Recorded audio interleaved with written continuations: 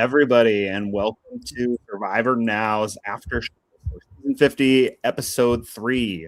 Thank you all for joining us. My name is Josh. I'm here to host this conversation tonight, and I'm excited to get into this. So with us tonight, as usual, is Bruce from Season 44 and Season 45. How you doing, Bruce? I'm good. A little tired. Been traveling today. Well worth it though. But yeah, I'm good. I'm excited to get into this. I'm excited to work with our guests that we have today. Josh, I haven't seen you in a couple weeks yet, so I'm happy to see you. Avery, same thing goes for you, but let's make it happen. Yes, all right, Avery. Also with us tonight is Avery. How are you doing tonight, Avery? I'm good. Excited. Yes, really, really happy to be here with you guys. And also, we have a special guest tonight. From up on the top right of our screen is Russell. Russell, how are you? Yeah, Survivor 50 has rejuvenated my love for this show that we all love to talk about. I make Survivor content on YouTube as well. I don't really do the live streaming game often. I'll usually do edited videos. So this live thing is always fun for me when I hop on different channels to talk about. But I found over the past couple of seasons, making videos for Survivor became a little bit like a job, and I didn't want it to be like that. I want to love this show that we all love so much. And Survivor 50, I'm curious to hear what all of you think about it, but I'm all in. Survivor's back, baby. Survivor 50 is the best thing ever. And although I'm a Riz God hater, everyone else is awesome and they should be there. Oh man, Russell, could you tell us a little bit more about what you do, the sort of content that you create? Yeah, so the channel name is RussellMuscleTV. I've been watching Survivor since Survivor Exile Island. My first full season was Survivor Cook Island. That was my first season too. They're good season to start with. Yeah. And then during the COVID, I was bored, needed something to do, and leading up to Survivor 41, I thought I'm gonna make 40 videos every single day. I'm gonna make a new video reviewing a Survivor season leading up into Survivor 41, and that's kind of how I got my initial audience a little bit there. And ever since then, I've been doing episode recaps, top 10s, whatever. And I make and sell my own Survivor puzzles as well. I call this one Bruce's puzzle, actually. So shout out Bruce. And that's what I do. I just hang out, talk about Survivor. Love that. Well, thank you for accepting our invitation. Thank you for being here to hang out and talk about the episode tonight with us. So yeah, pretty much right away, beginning of this episode, we get into a tribe swap. And Bruce, as someone who's lived through a tribe swap yourself, what does it feel like for these players? Especially on day 7, it's so early into the game, they're trying to get established, feel like they have some good things going for them, and then all of a sudden it gets shaken up. What's going through their minds? Well, before I go any further, I just want to make sure that we find out what Avery's been doing. Did we talk? I don't know if I blacked out there for a second. Did we find out Avery, what have you been doing yourself? Hello, good to see you, all that good stuff. Good to see you too. I took a little break. I talked about it a little bit last week, but I took a little break because I had a lot going on in life outside of the podcast, but I've missed you guys, and obviously I had to come back for 50 because I'm not missing that. So I'm back. Good, excited, it's good to see you guys. Yes. Glad to have you here. Glad to have you back. Bruce, Awesome. Avery was here last week. Bruce and I, though, were not here last week. So no, I was not, because I've all sorts of good fun things going on in my life. But anyway, so tribe swap stuff. Let me tell you something. It's for me, it wasn't bad because 90% of my tribe moved over in regards to the swap for one part of it, and then we did have a little bit of a shakeup when we did have the swap when we ended up with Drew and Sifu. But we've always had a lot of Bello that was together doing that swapping. But even with that, even with the fracturing that was going on with Bello, that was well evident. You kind of get a little on edge because you don't know if someone from another tribe is going to say the right words, and then all of a sudden you're losing any kind of footing that you had in the game. So extremely nerve-wracking, and it just makes it so that you're even more so on your toes playing this beautiful game that we love. Yes, yeah, for sure. And I feel like so much of it all comes down to who gets put on your tribe. If you get a good draw, like you're on a bad situation and you get swapped with people that you have like a good relationship with, or I don't know, then you're like, oh yeah, I love a tribe swap. But then if you're like on top of the world on one tribe, then all of a sudden get knocked down, and you know, like what happened with Q. Ultimately, Q seemed to be in a pretty good spot in the original tribe. Then tonight, the draw does not go his way and is out. So Q's probably not a big fan of tribe swaps in this case. So yeah, it all comes down to that. So we see these new tribes, like, you know, 3 new tribes of 7. Lots of things shaken up. So of these, when the dust all settled and we saw the new tribes, was there any dynamics or any relationships that you guys were particularly excited to see play out? I got to go with Coach and Colby. Like, that's for sure one that's going to be super exciting. And I love how they did a little shout out there for Heroes versus Villains, the Marooning Challenge, how Colby, like a Superman in a fat suit kind of thing, completely sucked at the challenges. And I'm glad that Colby's coming into Survivor 50 with a little bit more energy, a little bit more fun for the game. But although we didn't get much going on between those two, just seeing that little shout out there of, hey, this happened. Hey, Heroes versus Villains is an epic season. I thought that was awesome for the fans. Yeah, that was great. I love that. That was something that everybody talked about a lot in the preseason about those two, because even though they didn't interact at all in the game, like that was like that opening challenge was like, you know, a lasting memory. And the fact that it got shown in the episode tonight was not something I was anticipating. That's for sure. Yeah, I looked at it like with the same exact thing. I like when they do the nostalgic look back and stuff like that. That was an awesome part. But the thing that got me, the only part that really got me was Chrissy. That got me. That whole thing. And I know it might not. It's a part of the tribe swap. It's a part of, you know, her finding out, and the same kind of thing happened to myself.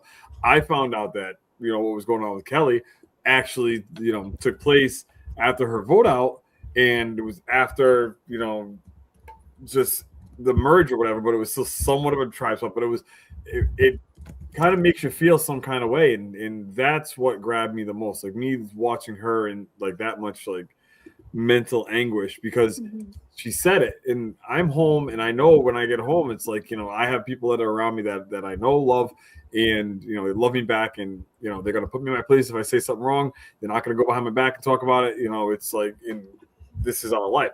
But when you're on this island, it's like, this is your life for how many days that you're there, from day 1 to day 26. And when you start feeling some kind of way, because Angelina went through it too, like, you feel some kind of way about it, and you know, that's a real emotion that she's going through, because you're not used to that when you're home. You know, you're just not. Yeah, I agree. I always enjoy like the moments, like, as like much as it's like, oh, like, I wonder how that feels. It's kind of like when they bring the emotion back into the show for just a second and like show you like, okay, like, this really is like, it's not easy. I mean, like Jeff said, like, you're not sitting at home with a bag of chips watching it. Like, it's completely different. And I know, Bruce, you know all about that, and we don't know as much about that as you, but it has to be like really stressful, especially when like out of nowhere, like, you're going from something that you've been used to for the last 7 days, and then it just completely changes on you, and you're kind of like, okay, like, what do I do, you know? And so I don't know, I always enjoy a tribe swap, just because like I think it's interesting to see like the difference in every single person, because I feel like everyone feels different about it in some sort of way. Yeah, and I think like what Bruce highlighted earlier, talking about Chrissy, I think there was more of this than we normally see, like the people finding out maybe like where they're standing on their prior tribe wasn't so good, and they're learning that and coping with the feelings of that. We saw that with Chrissy. We saw that with Emily a little bit, when she was you know, feeling like, why is Christian telling me this just like last second? We saw that with Aubrey. We saw that with Angelina. Yeah, there's like a good amount of people just like being like, oh shoot, like this, you know, this thing I've been waiting years and years for in some of these people's cases, wasn't going too hot. So, you know, for the first 6 days. So they're probably pretty thankful for the wake up call. Yeah. I guess going over to the whole Christian Emily thing, what do we think of Christian telling Emily about the idol, like literally seconds before they all drew new buffs and went to new tribes? Like, that was quite the interesting call. Bruce, you You know that she's over there talking shit to other people. Like she's just having dumb, idle conversations with people. So walk over to her. Not off of the game, and there's the theatrics, and oh my god, I don't want to talk to her. Oh, I don't want to talk to her. Like enough of that shit. Just go over and talk to her. Yo, hey, what's going on? This is cool. Hey, you got a quick second? And then what? Because everybody's in some kind of an alliance together. Yeah. And then just give her the information that way. She did what she felt was comfortable and what was right. She blew up the spot because she didn't know where she stood. She didn't know where she stood. And then when she pulls up to the other people, it's like, I don't know where I stand with them. So it's like you gotta self-reflect a little bit there, Christian. You gotta be like, yo, that was not the right time to tell her. It would probably been better if you didn't tell her at all. Like it is. What if you were on the same tribe together? You don't tell her at all. But now you're on the same tribe. Now you have the ability to tell her, and then backpedal and be like, "Yo, try to." Then you say, "You were talking to Joe. You're talking to this one. Like everybody's having a conversation. I didn't want to interrupt, make it seem too much, but like kind of do that. But if not, walk up. Hey, you got a second? And then because everybody does it, go to the water well. Go to the beach real quick, like something. Just get it out. But also, Emily misplays completely as well. Like Christian shouldn't have done that. But Emily, you've been playing the game for 7 days, 5 days, whatever it is, with Christian. These people on a different tribe you don't trust yet. Why are you giving them all the spilled beans right away? Go to Christian first, figure out what was going on. Christian misplays as well. Christian shouldn't have done that. But why does the first thing Emily does is go to these people and say, hey, Christian told me that this person has an idol, blah, blah, blah, blah, blah. No, slow down, talk with Christian first. And then if you don't believe Christian's story, Emily can go off and talk to Q and stuff about all that. But get the full story first before you blow up or almost blow up the game. Yeah, the unfortunate part, though, is that full story that we are expecting is not the full story. Like, you have to be able to put together and put those pieces together and kind of see where the cracks are. Emily, I love her to death. She's amazing. I always will. I've texted her while the season's going on. I've talked to her before the season. I know nothing in regards to it. No spoilers. Just said everyone knows that. But the fact of the matter is that you're taking your personal life into this game. So if you have any kind of feeling, some kind of way in regards to being uncomfortable with how people are going to be talking to you or thinking about you, guess what?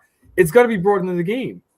So that crazy thing that we all think is extremely nuts, it's not really extremely nuts. It's just something that we all are living with.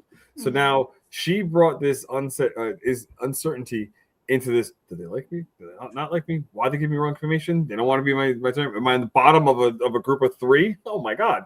Let's go back to the season 45. You're on the bottom of a group of 4. Yeah. And then they got rid of you right away. So she still has some PTSD that's there. But the biggest thing that she just wants to be accepted on face value. And I think that's not happening. It's really not happening because she's falling. Like, these alliances are happening and she's coming in late. These alliances are happening and she's coming in late. So, and I get like the feeling of like you want to be accepted so bad, especially like when you just get onto a new tribe. But I feel like the thing is too is like every single one of these people have played the game before. Like, you all know that this is not going to be exactly the same as the last time that you played. It's new people, even if you know them, even if you're friends with them, like, it's still a game at the end of the day. And I think that like it's hard not to bring emotion into it and like to not overthink it. But I feel like you just got to keep reminding yourself, like, okay, this is a game. Like, it is not personal. Like, because you could have somebody out there with you that's, like, your best friend in real life, but, like, you got to stab them in the back because you just have to if you want to get further in the game. And people are going to do the same to everyone out there. Josh, did you pick up Emily saying her starved brain? I did catch that. I figured you would.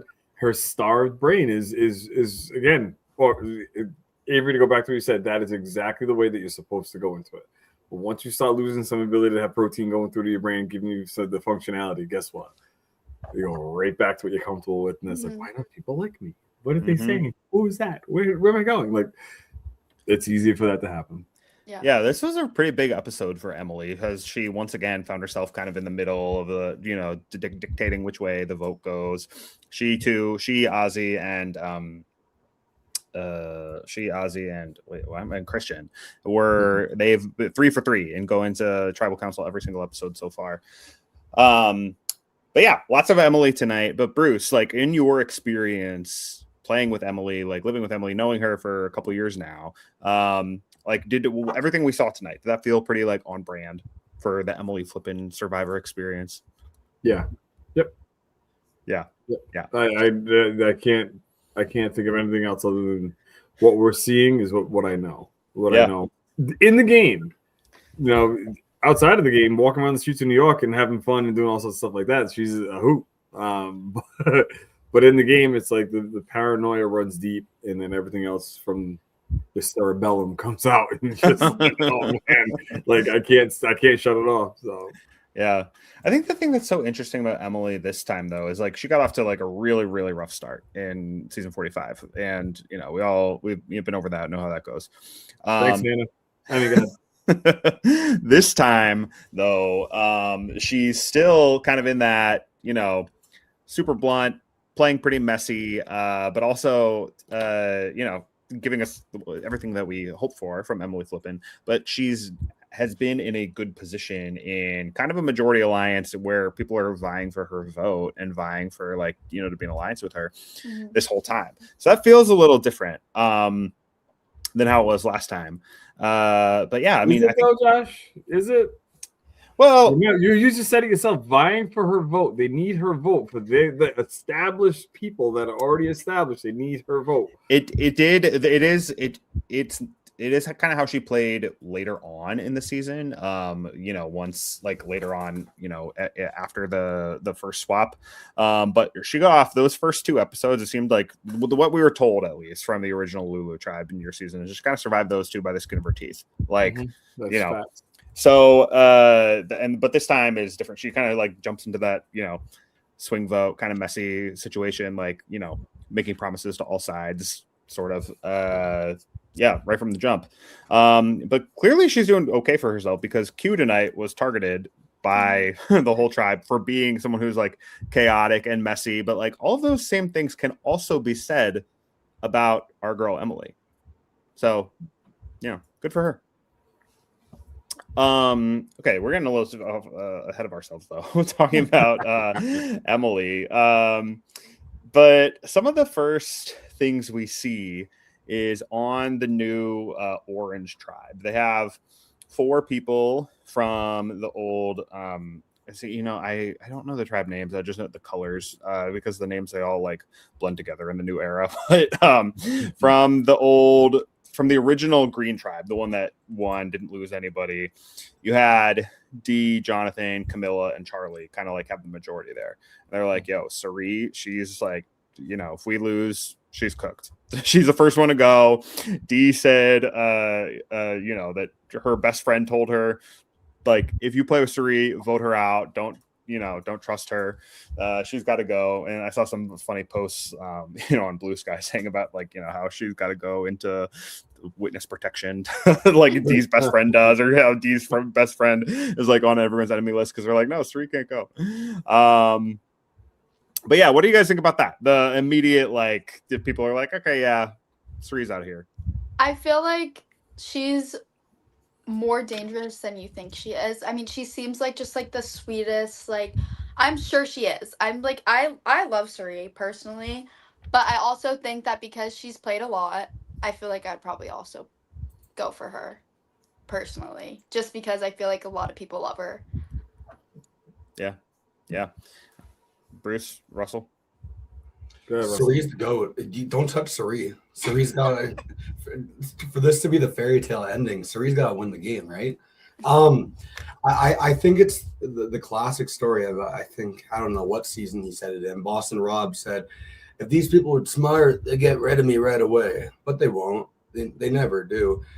The fact that Cirie was able to survive those first 2 episodes, being at tribal council, the first one potentially on the chopping block, and the second one, her name wasn't even brought up. Like, Cirie is like a manipulator of this game. She's a legend. I think they wanted to have that easy target just for screen time on this tribe right now. But I really think when the dust settles, it'll be hopefully this guy right here who may be in trouble. Yes, I mean, I feel like the only real pieces of content we got from the Orange Tribe this episode were one, yeah, Cirie's got to go. We have original Green Tribe, like we have the majority. We can just take Cirie out. She's too dangerous. The other piece of content was the whole saga with Charlie and Rizzo, which I found really, really well done. I feel like in the new era, they've taken a lot of swings with editing and maybe showing things out of sequential order. And I thought this was really good with how, at first I was just like, oh, wow, they're just showing Rizzo like being messy and asking for like, interpersonal drama that happened like since the show. I love it. I love that that's making the air. But then it goes on to show that is actually really relevant to Charlie's. That's still extremely top of mind to Charlie, and Rizzo making a comment about what happened in season 49, saying that he was best friends with Sophie B the whole game, but then votes for Savannah to win. That being something that really pisses Charlie off. Like, what did we think of that whole sequence? Let me tell you something real quick. If there is one thing in this game, one thing that someone can find to vote you out, they will find it. We've talked about this before 1,000,001 times. The one thing, like, I'm just throwing for relevant people out there, like with D. If someone didn't like that she had a big ass toe, oh man, I can't stand her toe. It's disgusting. I want her out. Like, you know what I mean? Like, there's those things. So Rizzo and his sloppy ass play, I'm so sorry, but it's true. It's sloppy. He sat there and what are you going to ask a question like that for? Like, that is something that is, you see it in Charlie's face.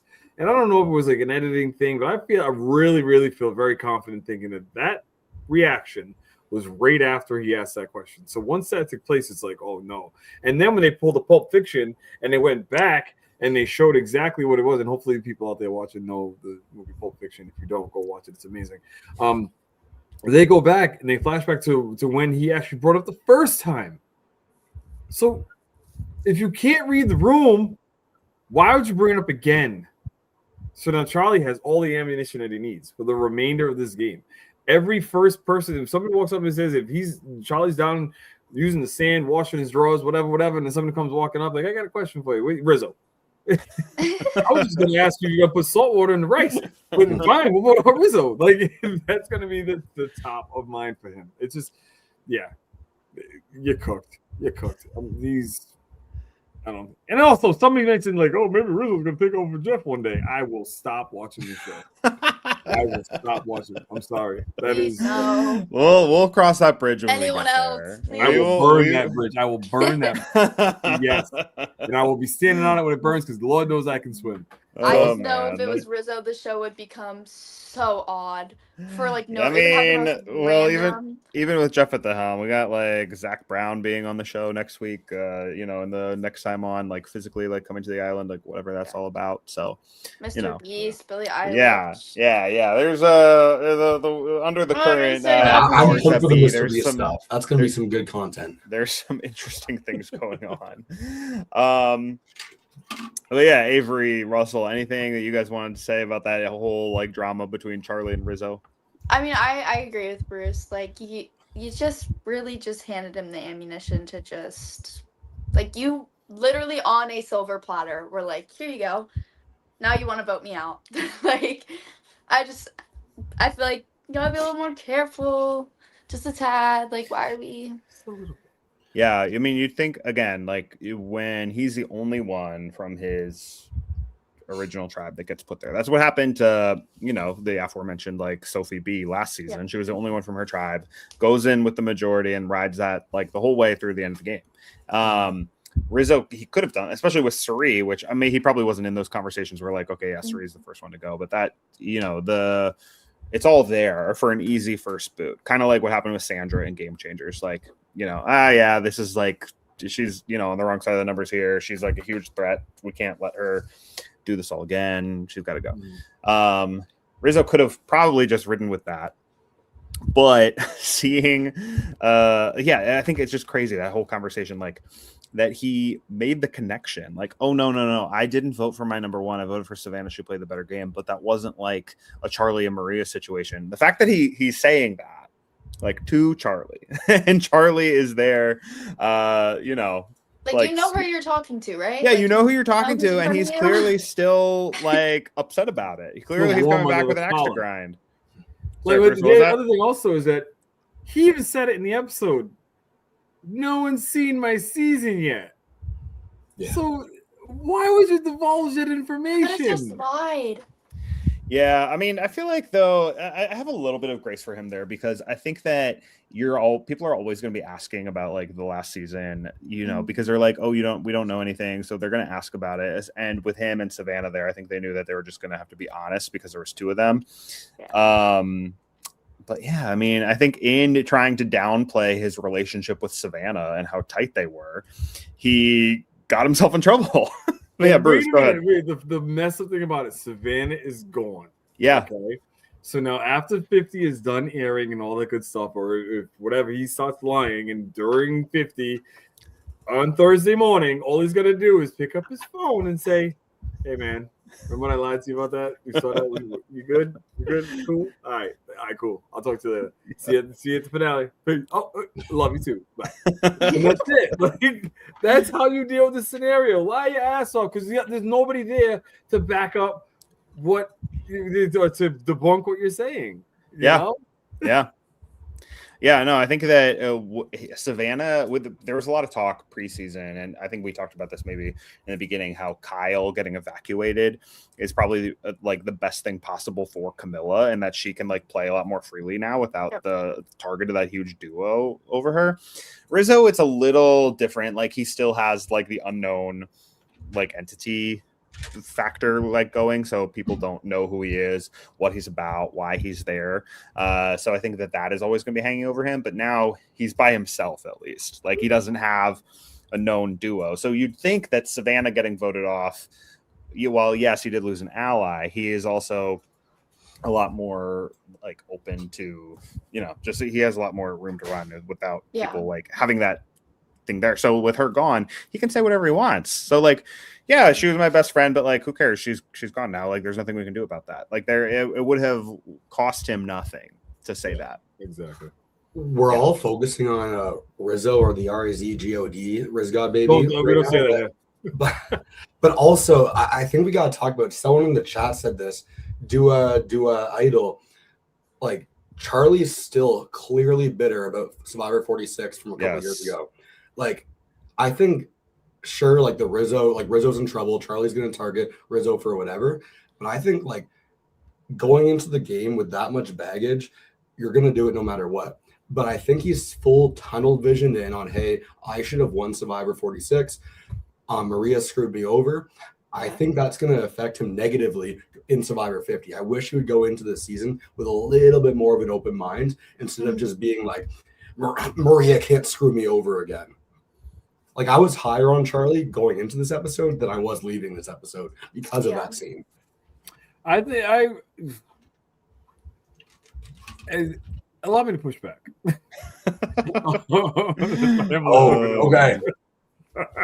So him having that, like, every single piece that these people have going into it from 7 years ago, from 20 something years ago, whatever have you, that's their armor, and they need to have that because it's one of those, you know, what is it, once bitten twice shy type thing. And I think I hope that Charlie gets more of a dramatic twist by way of his emotions towards not winning 46 to help him propel going forward with his relationships that he has, and not truly relying on, you know, the one person. Maybe he truly relies on two people to help him get to where he's got to be, you know, and can, because now with him seeing what he saw, maybe there was something that he reflected on, like, oh, well, maybe I didn't have Maria at this point in time because of this, and this. So, like with Coach, we're like, own your game. You would have won if you owned your game. Like with him, now he's owning the reason why Maria didn't vote for him, and the others probably understands this is why she didn't vote for him, and now we can use that as fuel. Yeah, definitely. I think that I agree with what Russell said about how Charlie, like, Thank you. in my assessment of him as I agree too. player, Don't worry about that. I think I agree that my assessment of him as a player is like, if he's like this hellbent on not letting the Maria thing happen again, that is probably a detriment to his game. However, as like from an entertainment perspective, as a fan, I think that is probably, I made a post about this too. I think this is the most I've ever enjoyed Charlie in either season. I think that this was my favorite Charlie moment either time. Like the delivery was like so dramatic and ominous, and I felt it. You know, it like the tone shift was like really, really well done, and I love that he's still like pedally hanging onto this, and I love that he has this huge axe to grind against Rizzo of all people. You know, but think about it, it's like any good actor. Any good actor, like you have one, you're a child actor, and it's like, oh, everything's bubbles, everything's great, and then all of a sudden now you're an adult, and you want to like try to, open up your array of things you can do, and you go right to dark. Yes. And this is, I think, like Charlie's thing. Like he's not Batman. Like he's just. Or if we're using Taylor Swift language, he's in his Reputation era now. Like that's that's definitely, got to be there somewhere. That he's just feeling I don't know. I love it. But yeah, going also to the comments, Ollie in the chat saying, if anyone on Survivor Social gives Rizzo the social butterfly this week, I will have questions. So yeah, soft plug for Survivor Social coming up tomorrow, but we'll get to that at the end of the show. But yeah, that was only a couple scenes from that tribe, but what they did show us, I think, really delivered. Then moving over to what is it? Yeah, I think the Green Tribe, yes, with Aubrey, Chrissy, Coach, Colby, Genevieve, Joe, Tiffany. Like we see immediately Coach, Colby, and Joe all flock together, which I think there's a lot of people who a lot of people predicted that sort of thing. Like, the more old school, quote unquote, honor and integrity people coming together. Some people were really about it. A lot of people were really not about it. But immediately we see that happen. And they're like, okay, yeah. And Chrissy, like, she's our age bracket, she's our 4. We're good. What do we think of that? Yeah, I think it could be pretty fun. We have Joe, who's obviously like, he drinks the Kool-Aid, honor and integrity. That's his thing. Where Coach, he talks about it, but it's actually not his thing. He'll pretend like it is, whatever. But like Coach wants to win Survivor. Make no mistake about it. He'll do whatever it takes to win, which I think will be really, really interesting if we get a moment where Coach has to screw over Joe. Like that would be the best content ever. They come back to Tribal afterwards, and Joe's like, Coach, where was the honor? You screwed me over there. And I think like having that scene where Coach would just break mentally, being like, oh, maybe I'm not the Dragon Slayer anymore. I think that would be awesome. Yeah. I think that would be, I would love to see that. Honestly, I think I'm very excited for this alliance. I think this is going to be, I don't know, it's going to be interesting. I was excited. I mean, knew it was coming, but like, I'm interested to see what's going to happen, especially because what she said about Coach, like, if we're being honest, like you said, he will do probably literally anything to win. So, we saw Joe, the other episode when he was like, they lied, and it was like the whole thing with like Cirie and everyone, and it's like, yeah, like that's gonna happen. So like, I'm interested to see it, especially because he's probably like, oh great, like this seems like a good group, like this is gonna be good. And then at some point, like somebody is going to screw you over. I mean, or try to at least. So yeah, it'll be an interesting moment. I'm excited for it. Yeah. I think Avery, that's a good point. That Joe, like Coach and Joe, even though they're talking the same thing, they're not the same. That Coach will do whatever it takes, and we've seen that happen.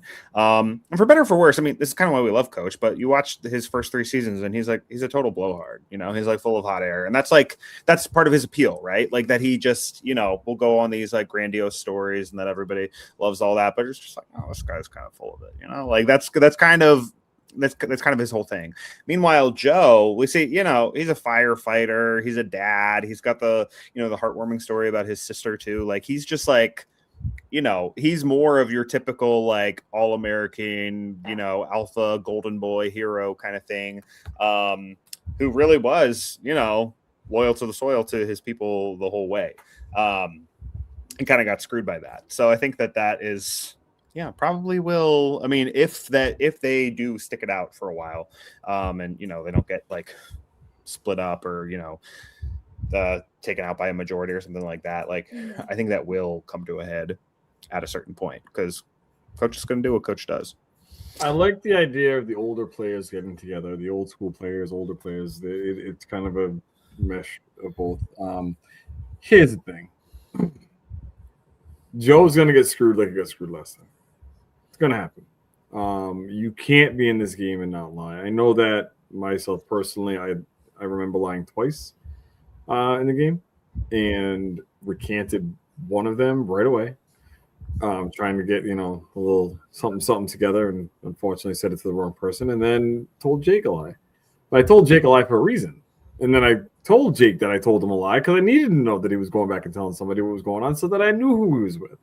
Yeah. So, you have to either stretch the truth or lie. And there's a thin line between the two of them, but at least stretching the truth, that you're just trying to get information. If you're lying to get information, that's another way to look at it. But for Joe, Heartwarming Dude said that they're going to use him like he's never been used before, because they are those Coach Ozzy, they're killers. They're there to win $1 million. And not to say Joe isn't, but under their pretense, the way they want to do it, they will run everybody over to be able to do so. And then Joe will just be that bigger speed bump when the time does come. Yeah, definitely. I was wondering, Bruce, what you thought because you were always an advocate for get more more of an age variety on the show. Don't just cast a bunch of 20 and 30 year olds. And this tribe has 4 people that are late 40s or 50s, all seemingly wanting to work together, being on the same page. So yeah, I wanted to hear your take on that. It's interesting because Q got voted out. I was skipping ahead. Sorry if you didn't know. I mean, if you're here and you don't know the outcome, then right. Thanks for being here, but you probably 37 minutes in. So now that's not a spoiler. Take a look. Somebody's gonna be like, "Oh, Jesus Christ, Bruce!" Somebody look at the people that have voted off up to this point. Okay, so I'm liking the idea that there are some more older people that are still there. Yeah. I want to see someone, not to say that it hasn't happened, but I'm looking at the dynamics of how Survivor is going, and old people just looked at as, or older people looked at as, what do they know about the game? Oh, they played and it's irritating to see it and hear it. It's gonna always happen because when you're young, Josh, you're months younger than me. If we got together on the island, you'd be like, what Bruce is saying is antiquated, it's stupid, because I'm older. But then I look at you, I'm like, you dumbass, you're so young, you haven't lived life yet, what I'm saying? So it's a back and forth type thing. I just want to be able to see. I want to be able to, not to say you are one, but I'm just saying.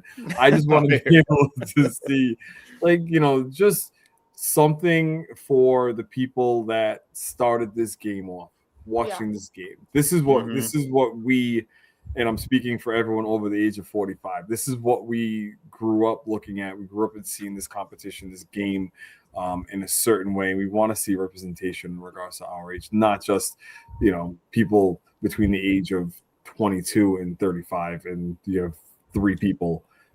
I'm old, bro. I'm gonna be 50 this year. I know. I don't look it, but I'm gonna be 50. I'm not even 21. Yeah. See, if I played Survivor you, I would throw dirt at you. That's not because I mean it. It's because I'm old as dirt and I move my arm. And dirt I'm telling you, we talked about this. Literally, we talked about this last week. It's because people my age, when somebody's more than 10 years older than you, and in any sort of way is authoritative or anything like that, you're like, stop trying to be my parent, leave me alone, and you get annoyed. Yeah. It's nothing. It's everyone my age, everywhere. And we talked about this last week too, because it was it's just how it goes. It's just how it happens. When somebody's older than you, you're immediately I famously said it, and this is and not to be too long on this, but I famously said it when I was talking to the people on the tribe, we need to get firewood. if it was just one person went to get firewood, they would go. Like, go need firewood, they would go. It's fine.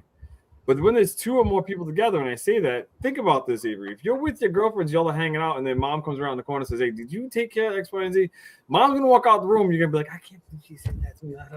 Like, you're gonna do that, and that happened so much. When I would just ask a simple question, but you can ask it. Use different words. You know what? My different words are from my generation. I'm about to F-bomb you until you get it done. And then what? Then what? Like, you know what I'm saying? So this is a beauty of Survivor. You have to be able to somehow mesh together.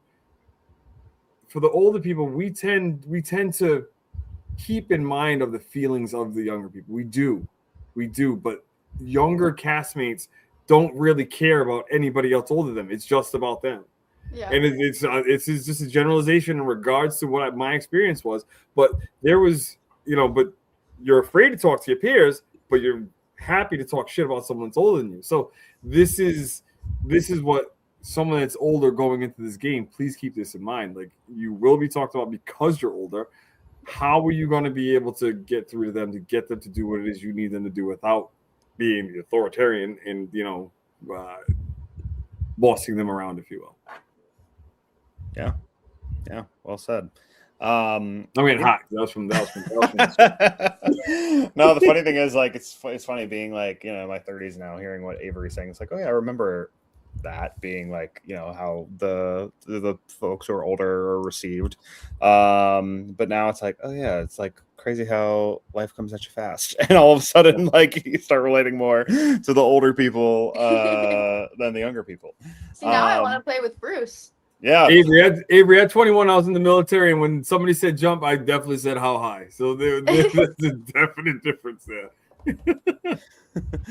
Yes. But yeah, needless to say, I think that this was probably the best possible outcome for Chrissy, who she seemed, the way that it was portrayed to us, at least, and the way, and Coach kind of corroborated it, that she was completely dead in the water on the old tribe. But now she's with 3 people who are in her age range, which is huge.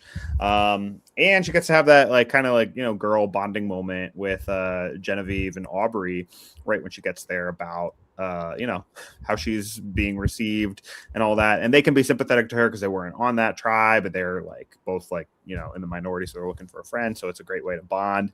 Yeah, big episode for Chrissy. Russell, do you have any thoughts on all of that? Chrissy's awesome. I haven't watched Survivor Heroes, Healers, Hustlers in a hot minute, so I don't remember too much. But I remember watching that season and thinking afterwards, I didn't really notice in the edit why people on the island didn't like Chrissy that much. She came across as she's this challenge beast mom. Oh, she got screwed over in the fire making at the very end. Her and Devin did.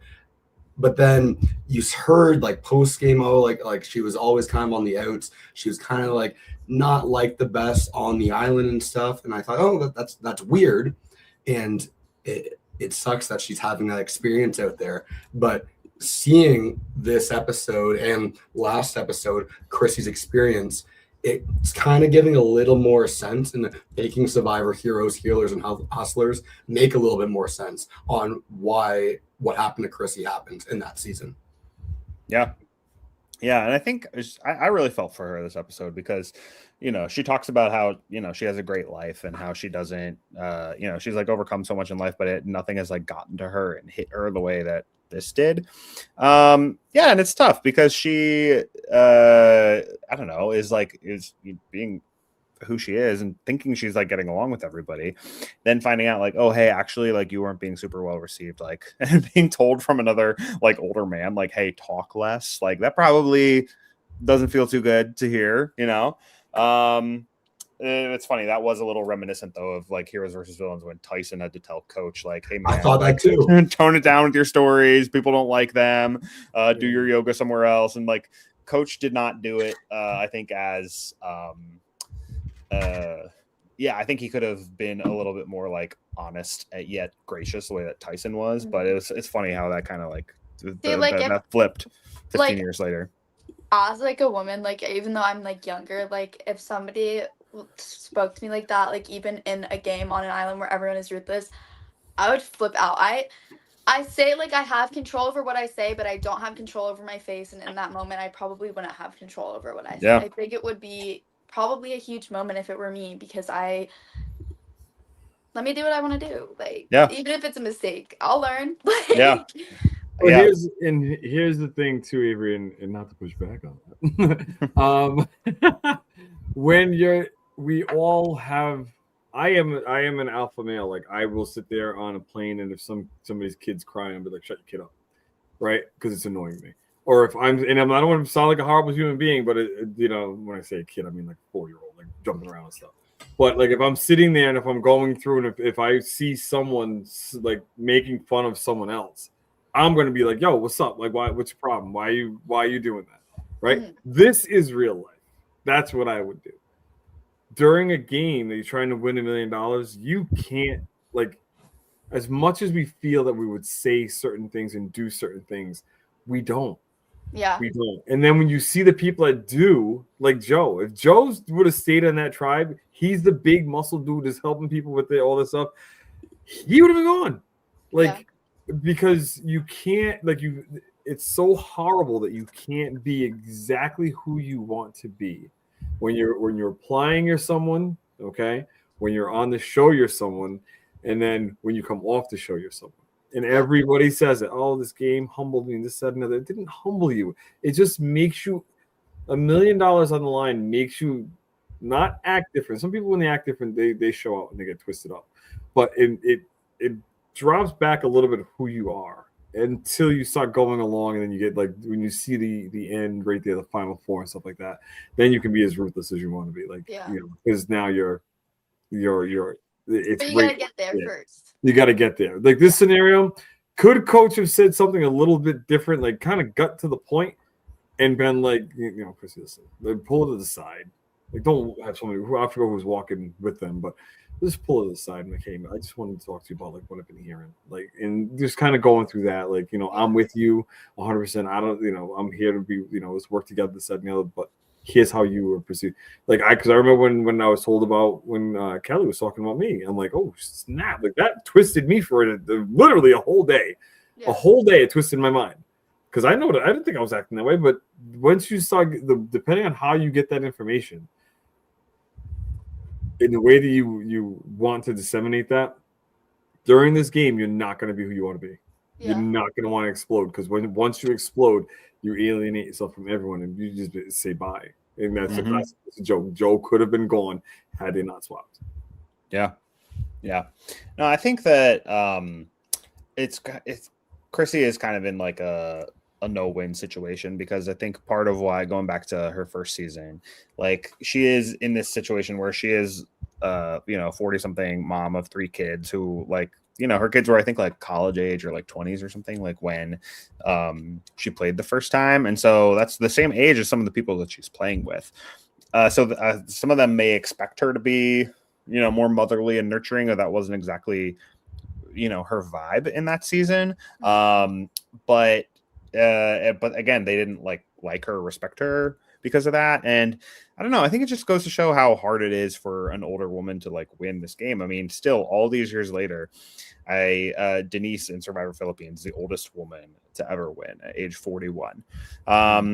So if you're like a mom who's older than 40, it is like really, really tough to have that, because I think, you're damned if you do, you're damned if you don't. Be all, warm and nurturing, or like, but then you can be received like, oh, you talk too much. And then if you don't, it's just like, oh, well, I expect you to be like this, but then you're not. Yeah. It's a double-edged sword. Yeah, for sure. And every single aspect of this game, every age group, it's a double-edged sword. Look at who's the youngest person to win Survivor. I think, Jenna Marasca, season 6, and Fabio in Nicaragua. I think they were both 21.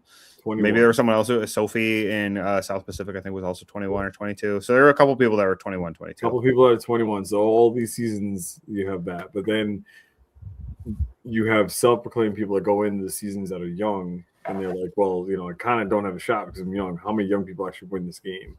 But there's always a preconceived notion with every single age group that plays this game. And the mom, like you said, Josh, the mom that is over the age of 40, it is going to be so tough because they sit there and they're nurturing this, that, and the other. But then, how dare you play this game and lie about something? Mm-hmm. You're a mother, you know. And it's like, you know what? I wish a mom would say this. You know, you think your mother was truthful with you your entire life? You're out of your mind. You're out of your mind. You know. Oh man.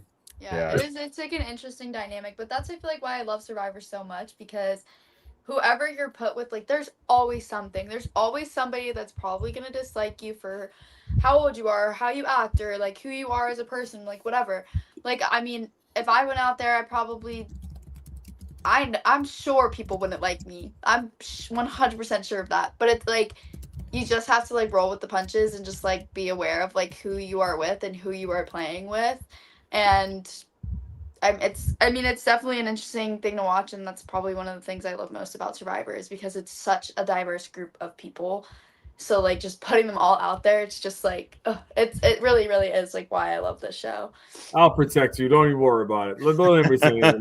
You want something said, tell me, I'll tell them. That's how it works. Yeah, thank you. Oh, I love it. All right. Well, I'm going to give us a real quick ad break, and then we can get to the Immunity Challenge and Tribal Council after that. So stay with us for a real quick ad break. Welcome to Brackettology, fantasy sports for reality TV. We run fantasy football and bracket-style games for some of your favorite reality TV shows, Survivor included. Here's a quick tutorial on how you can play for free or play to win potentially some cash prizes. Our free-to-play season-long leagues operate just like fantasy football. You're going to want to play Brackettology with friends. You can create a league, make it public or private, or join one of our many partner public leagues. We even have a fantasy football-specific style game called the Advanced Game. We have 2 weekly elimination-style games, Confidence Pool and Week to Week. Our last game is a first impression bracket. Make your picks of who you think will get eliminated at each tribal all the way down to the winner. New daily prediction pools. You can enter a pool with bucks. Once won from our pool contests are redeemable for real cash prizes. Shout out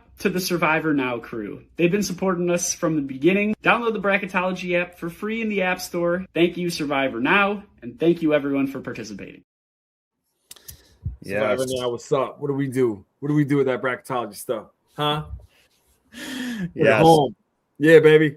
Yes. So we also use Brackettology for all of our draft that we did for season 50. So we use the scoring each week to give everyone point totals, and that's how you win the whole season. So you can pick the winner of the season, but then not still get the most points. That happened to me in season 48. The algorithm's off this season because I should have more points than I have now. I'm just Well, you did have someone to go home when you're in the very first episode, so that's Bruce, tough. You are always petty with the damn draft. You and $8 Yes, I am. This isn't even the beginning. This ain't gonna be the end either. Yeah, I mean, there's still 20 people left. There's like a whole lot of game still to be played, even though know, even though we're at day 8 already. There's still a whole lot of people to be sorted through. So yeah, we got RIP to Phil, who had a Q on his draft team so far. So your boy still has his team all intact, but we'll see how this goes in the coming weeks. So coming to the immunity challenge, I don't know about you guys, but something that was very top of mind for me is like, okay, are they going to go off 1 or 2 people this episode? Like, is there going to be, and then there's a press release photo of Jeff with 1 immunity idol, and maybe the other one was just like cropped out or something. But I was like, oh, great, 1 tribe wins, 2 go to tribal council. This is great. We got to see more. We speed the game along. We get to see more people play. We get to see more people really have push come to shove. But then no, 2 tribes win, only 1 tribe's losing. 8 days into the game, we've only lost 4 people. Like, what are we doing? There's gonna be this moment in time that every single one of us that is here, and Russell, do me a favor. I want you to send a picture of your face, and we'll put it on the website and on the podcast. Like, I want to see the shock and awe when they dump 3 people. Like just 3 people being dumped. Bye. Like, Jeff wakes up one morning, he's like, Kobe coaching, Ozzy, get him out. Like, it's gonna happen. There's gonna be, we might get 2 weeks of double travels. who knows? As we should. It I would mean, we should. There's 24 people and only like 13 episodes. Like that mathematically, like there should be majority of them should be double tribal councils.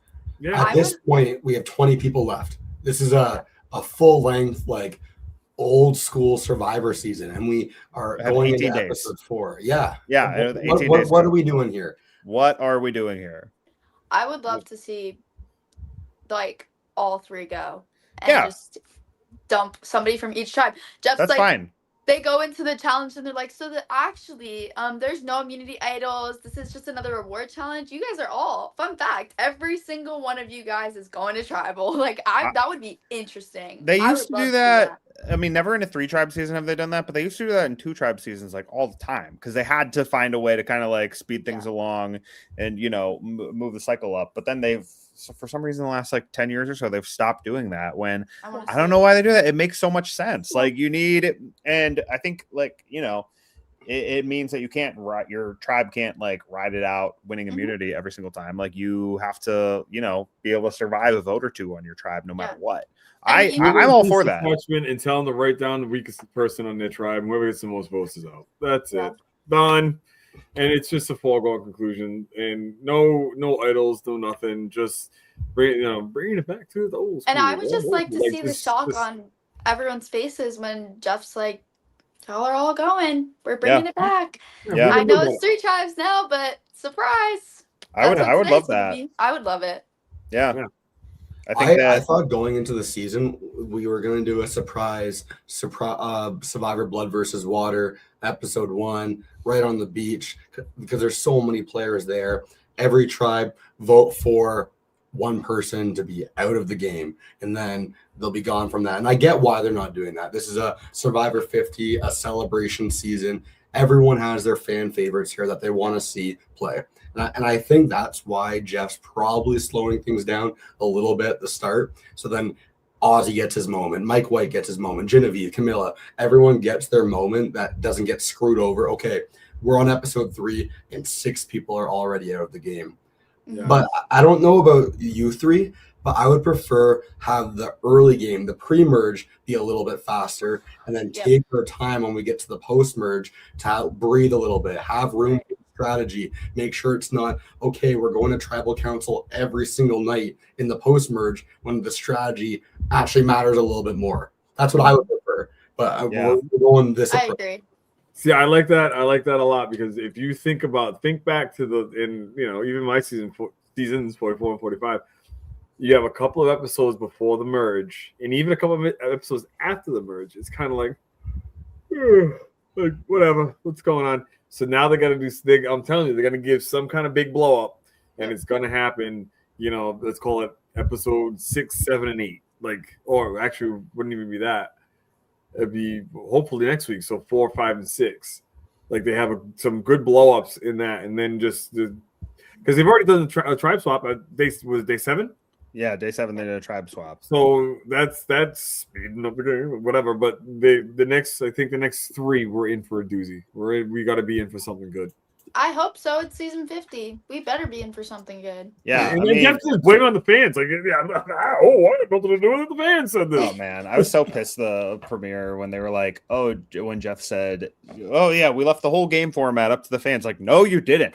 You left a couple things up to us. You did not. The whole game format. Like, get out of here. Like, that is not true. The casual fan, which is, let's just say that the ratings are 6 million people watch the show. The casual fan is 5.75 million overwhelming majority for sure. You know, so all the other diehards are like, "Oh yeah, I had a part in all this." No, you didn't. Like, no, you didn't. Yeah. Anyway, I think that that was that. I don't know. That's going to be top of mind for me. Like every single episode is like, when are they going to get more people out here? Because I agree that I think you should. The time to purge people is at the beginning, not at the end. Like, because if you're at the end when you have like 10 people left and there's only 3 episodes left in the season, like that's not. I don't care what happened. Like, it's not good. Like, you're not going to be able to flesh out their stories well at the most crucial point in the game. Everything is going to feel rushed and choppy, and it's not good. That's like a big part of my big issue with a lot of the seasons in the 30s, like, you know, Millennials, Gen X, and like David versus Goliath, like seasons that are generally like really well received. I'm like, the end is just like so rushed, and you don't do that for such a big season. You know what I mean? Like, I hate to bring up Mr. Beast for a second here, but on Mr. Beast Amazon Prime show season 2, he always tries to make his show be the biggest thing ever. He started the season in with like 200 people or whatever, but he realized to tell a good story, you want to like learn the characters more, obviously. So after the first or second episode, he cut off like 180 people, and boom, after episode 2, you got 20 people left. Because that's what you want for a good show. And that's why I'm really confused with what Jeff's plan is going into episode 4, right? Yeah. So yeah. And in the preview, it didn't seem that he didn't say like, oh yeah, 2 tribes going. So it's like, I'm even nervous. though we know all of these players because they've played before, some of them haven't played in years. Like they're very different people than they were the last time they were on the island. Like even if they're playing a similar game, like I still want to see more. Like I definitely want to see like more of a story. I don't want it to be too rushed in the end. I think that would just, I feel like that could ruin it. And I'm like, before the merge is when people are going to be, hopefully right before the merge is when people are going to be like, oh, we got to get rid of some people. Like especially like Ozzy. If Ozzy gets through the merge challenge wise, he's dangerous. We already know what challenges. So. He doesn't want a challenge. I'm not scared of Oscar. I'm scared of yeah, but like I think also from a storytelling perspective too, you want to have more tribes go to tribal council beforehand so that you see what they're doing. Like because up to this point, like half the cast has just been chilling. Like as far as we're concerned. Yeah. The other thing also too is that so now we sit here and we there's nothing going to be worse than bad publicity of people that are on season 50 that they try to pull some shenanigans and bullshit towards the end of the season, dumping people out of the game. Like if you get dumped before the game and you end up in Ponderosa before the merge, like whatever, like I was bested, and this is a part of the process, this, that, and the other. But now you're looking at 2 or 3 episodes, 2 or 3 episodes after the merge, and you only have 3 or 4 episodes that left in the season, and you start dumping 3 people or 2 people. That's just like now that's like the players are going to be like, production, you took the game out of my hands because you did that. Yeah. Before Ponderosa, they're like, no, it's like it's part of the game. It is what it is. They go in, they get a bunch of beers, they eat, and then they go home. Like that's it. But I don't know. I just think that we, again, I said before, we need to have it so that there's a lot more going on before the merge. And in the next couple of weeks, we're going to be extremely excited, I think, by what they're going to give us by way of elimination of people. Yeah. Anyway, we can keep going on and on about this, about what's actually in the best interest of the show, but I digress. So we see the challenge, classic blindfold challenge, where I feel like Camilla, Chrissy, and Christian being the caller. That was like a good call for all 3 tribes. Christian unfortunately just couldn't get it done for the new pink tribe, and they go to tribal council, familiar place for Ozzy and Emily and Christian, but it's a new setting for Angelina, Mike, Q, and Steph.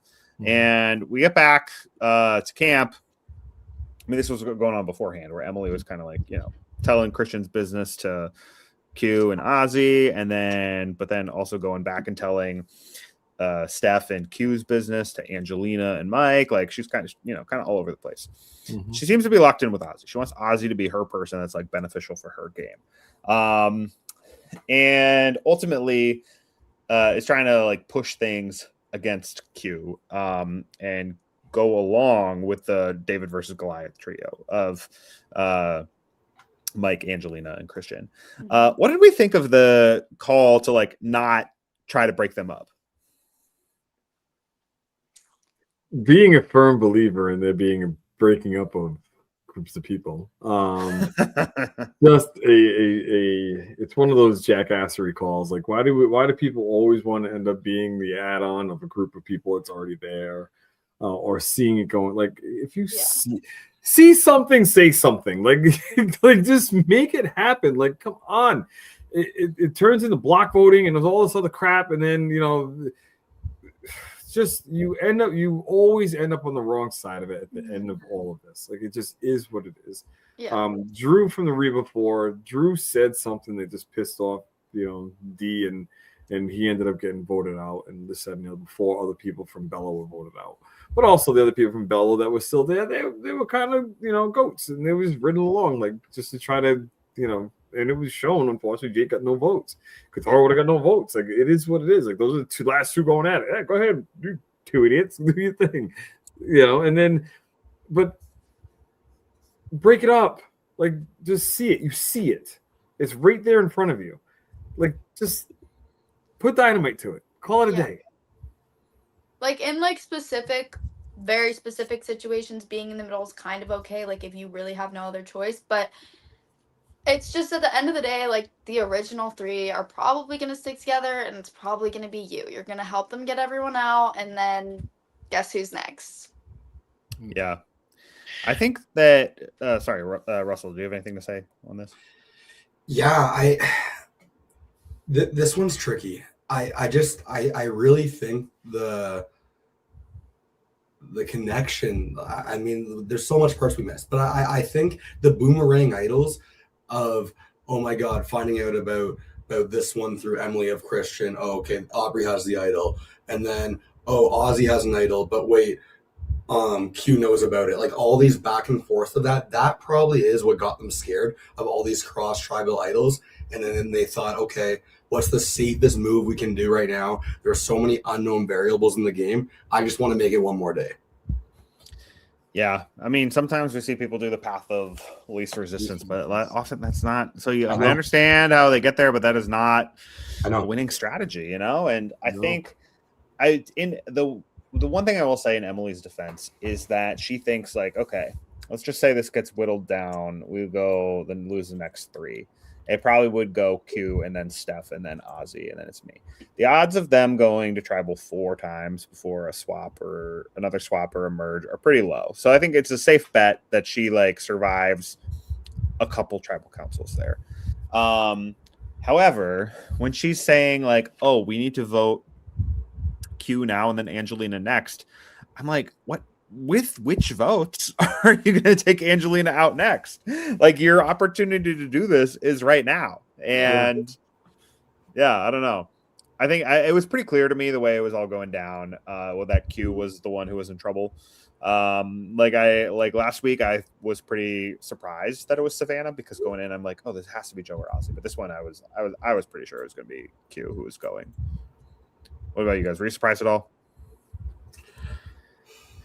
I'll tell you that my wife was pissed that Q was going, and it's so early in the game. I'm like, I didn't care at this point in time, myself personally, but my wife is really upset about it because she's like, why are they doing this? You're just stupid. There was no rhyme or reason, which we don't know. We only see what we see. We don't know what else led up to Q potentially being the guy voted off.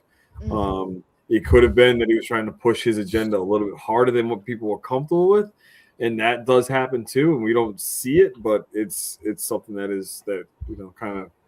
Well, I was the whole tribe. I was watching the episode with my best friend, and she like doesn't watch Survivor at all. And we get to tribal, and she's like, "What's gonna happen? What's gonna happen?" And then like they start talking, and she goes, "Oh, I know what's gonna happen. I know what's gonna happen. It's gonna be you." And it's like it's funny. Like some tribals, like I am so incapable of predicting like what they're gonna do based on what they've said, and some I get really shocked. But then others, you're like, "Oh yeah, like I know exactly who you just voted for, even though they didn't show it." Yeah. So for me, this episode, Emily talking, I was kind of like, I'm thinking she's going Q. I'm thinking she's going the Q route. It's pretty obvious to me, but I'm not surprised at all. Yeah. During my episode recap for last week, I talked about how one of my main complaints of the episode was I didn't really see at all Savannah's perspective on why she was gone. We saw Joe's perspective on why Joe was struggling. We saw all those back and forth there, and it kind of seemed like Savannah was a side target. This week, I understand. I get it why Q's gone, but as a fan watching, I personally would have preferred to see Angelina go home. I think Q always gives amazing TV. It's electric whenever he's on the screen, and so it's sad that sense. But I'm glad at least as a fan watching, I understood this week why Q went home. I completely agree. And that's I like that a lot. I love I love the idea that they tell the story properly. And like you said last week when Angelina went, it's like what the hell? I understand. Like, oh, she just won. Okay, maybe that's the reason why. And that's the only thing that I could ever go to with her. But with Q, I'm thinking about the erratic gameplay, vote me off. As soon as, who the hell was it that Mike White said to someone about Q saying vote me off, and they were like, he did that already. Like, what? Why is he playing that again? Like, was it Emily? I think it was so. Emily. Yeah. So she clocked that in a second. Like, all right. So what? Why are we playing erratic? And we didn't see how, because when we were seeing what they were showing, it kind of made sense what he was saying, right? When he's having the conversation with people. I understand a lot. But then the thing came back. Q plays erratic. He plays this, and the other. So now we don't know what else was said. So with whatever erratic play that he had, we didn't see it. They saw it. And they chose to vote him off. I do think as a part of this, Q didn't have his vote, so then Stephanie and Q didn't have enough power. Q goes home no matter what. What if on episode 1, Ozzy and Q make the opposite trade? Q keeps his vote. We get to this tribal council. Q and Stephanie have a little bit more power, and Q has the advantage that Ozzy gave to Cirie. So now Stephanie and Q both have their votes, and Q has an advantage. Then it's a completely different tribal council. Yeah, it is. I was thinking about this though, because up until I feel like season 47, 48, there was a couple scenarios that really like messed with me as far as like what the rules of tiebreakers and like lost votes and all that are. But prior to that, what I would have thought the rules are is that, like, say Steph, Emily, and Ozzy put their votes on Angelina, and then Angelina, Mike, and Christian put their votes on Q. In the revote, Q can't vote and Angelina can't vote. But the 3 people who voted for Angelina all still have their votes. So then the votes on Q, they lose 1, but the votes on Angelina, they're all still good because Q was the target. So in that situation, they could have gone 3-2 in the revote, because if Q and Angelina were the 2 not voting, they wouldn't have needed Q's vote. But again, I don't know what the rules are, how that works now, because season 47, 48 really like messed that up. That being said, I do think that, yeah, if Q had his extra vote, or if Ozzy had kept his extra vote, and really, I don't see Ozzy wanting to like burn that for Q this time. But if Q had it himself, I think he definitely would have done it. Tried to like break them up. So, yeah. Anyway, it is sad to see our boy Q go. He definitely always has potential to bring a lot of entertainment. I didn't really want anybody from this tribe to go home. I was a lot more interested to see what happened on the other 2 tribes. So I was kind of bummed that this is the tribe that lost. But yeah, any of you guys like final thoughts on Q and his time with us this season? Not enough Q skirts, and we got to shout out right here at the end. I don't know. Just whatever he comes up with is always awesome. Yeah. Bruce, what was that? Genevieve wore a Q skirt. Yeah. But it's I've never met Q. I can't wait to meet him. He's a very successful man. Lots of energy, loved amongst the Survivor community. I don't know why he was casted for the season. I really don't. And it's no shade. It's no shade to him. I wasn't casted, so whatever. Yeah, what the heck? Right? But there's no shade to him.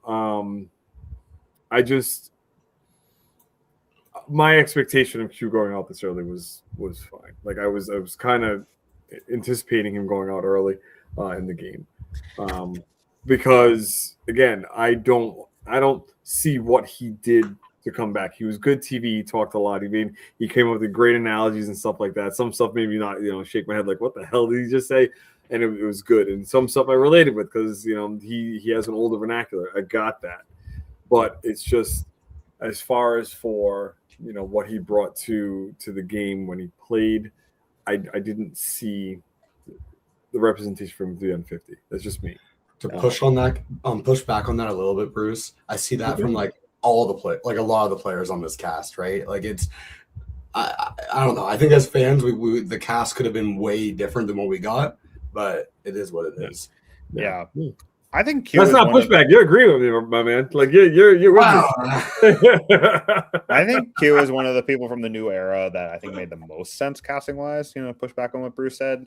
But I think from what we saw this season, that, chaotic, larger than life presence that he was in the last season 46. Granted, he was only there 8 days. He only went to tribal council once. So and there's so many other people there, he didn't get that much in the edit. So I can't really, there's no huge things I can point to this season, but I think the potential for him is there. So I am bummed that he left, but I also would have been bummed if Angelina left or if anybody on this tribe left, really. So, yeah, it is what it is. I think that, he definitely still remains a legend. Probably, will be someone that people are going to talk about for a really long time. But yeah, he's the third new era person in a row to leave this season. Yeah. That's yeah. So still all the pre-40 people other than Jenna are still hanging in there from what we can tell. So yes. So thank you all for being with us tonight. Thank you for those of you who participated in the chat and were hanging out with us this whole time. We really appreciate your time and attention and your engagement with us. I want to draw your attention to a couple other things that we have coming up. So tomorrow at 8 p.m. Eastern, we have Survivor Social that Kara and Tori always host. And their guest this week is Mike Turner from season 42. He is always a good time. So definitely want to tune in for that. Friday at 1 p.m. Eastern, we have a stock watch hosted by Will and Josh, and their guest is another season 45 contestant, Katura. So make sure you want to check that out. And then on Sunday, we have. Don't bait me into this. I see you, Russell. I don't. Moving on. We simply have to move on. So Sunday, we have Got Something For You at 5 p.m. Eastern. Matthew, Phil, and Ollie do a great job over there. And their guest this week is Sophie Segretti, the other Sophie from season 49. I am really excited about that. She is, I really, really enjoyed her last season. She's going to be on the next All-Star season. She's definitely the one. I mean, I didn't need anybody from season 49 on this season, but she's the only person from season 49 that I'm like, yeah, I definitely want to see her again. So she is a great time. So that should be fun. So definitely want to check that out Sunday at 5 p.m. Eastern. And also, we still have our Australian Survivor coverage going on a lot. They do 3 episodes a week. We have recaps for episodes 7, 8, and 9, as well as exit interviews. Bruce, anything in particular you want to say about the Australia coverage? You know what? I can't. The reason being, I've been watching. I'm loving what I'm seeing, but I just, my ability to do the coverage. The last 2 weeks have been nuts. I've not been able to be there, but I will be this week. That's fine. I don't watch Australian Survivor, so I don't really keep up with the coverage, but just want to give you the opportunity to say you got to watch it, man. It's kind of like it's just so much content. There's a lot of content. It is so much content with this and Survivor 52, and it's an homage to old school Survivor though. Like it truly is. It reminds me of old school Survivor. Yeah, I think the game format there, I think definitely has gotten better. So anyway, thank you, Russell, for being with us tonight. Anything you want the listeners to check out? Yeah, I got content over on RussellMuscleTV where we're posting episode recaps, power rankings, stuff like that. I don't know if you want more Survivor content than what the Survivor Now team's doing. Check it out, but they got awesome stuff over here as well. So stay here. Cool. Well, thank you so much for joining us. Thank you, as always, Bruce and Avery. Be sure to check us out. As always, like, comment, subscribe, follow us on the socials, tell us about your friends, and we will be back here next week to talk about episode 4. But we will see you then.